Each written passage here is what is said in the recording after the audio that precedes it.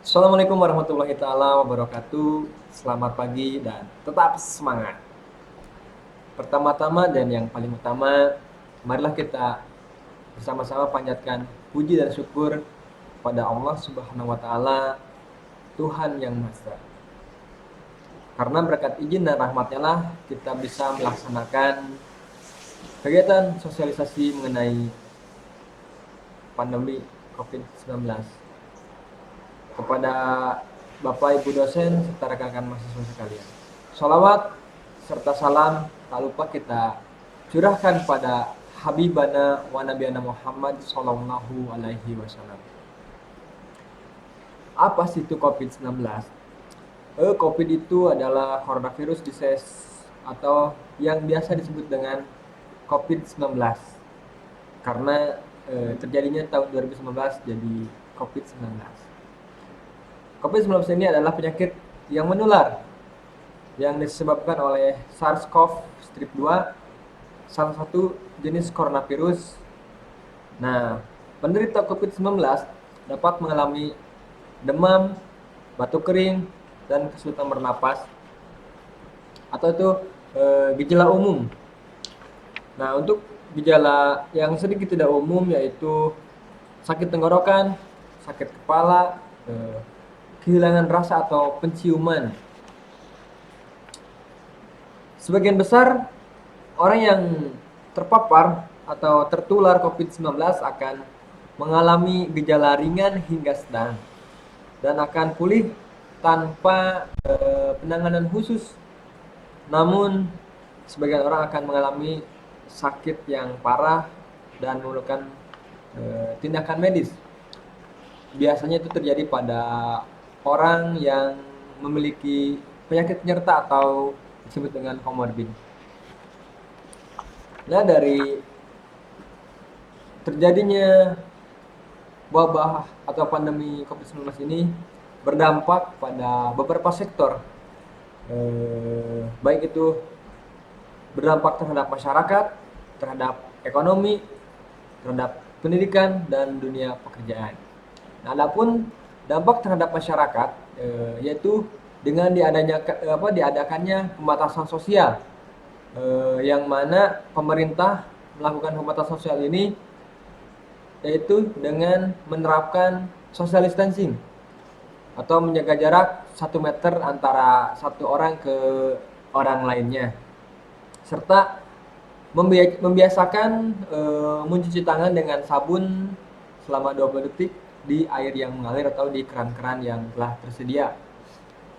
Nah, kebiasaan baru ini yang cuci tangan ini itu berguna untuk atau tujuan untuk mengurangi penularan virus COVID-19.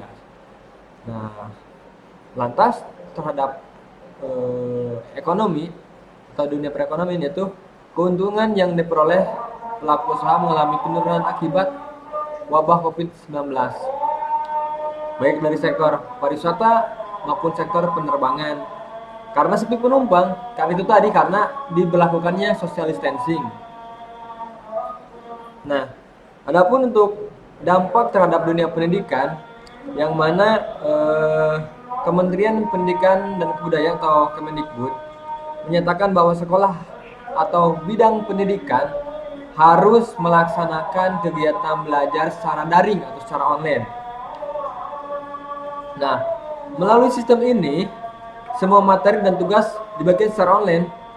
Hampir semua sekolah dan universitas tutup untuk sementara waktu, agar tidak memperparah atau tidak memperburuk situasi pandemi COVID-19 di Indonesia, khususnya umumnya di dunia. Adapun dampak terhadap pekerjaan yaitu diberlakukannya WFH atau WFH ya, work from home. Ya, itu bekerja di rumah ya. Nah, ini berdampak pada instansi atau kantor-kantor pelayanan seperti pelayanan pencatatan identitas penduduk ataupun ya kantor-kantor pelayanan terhadap masyarakat. Nah, apa sih penyebabnya?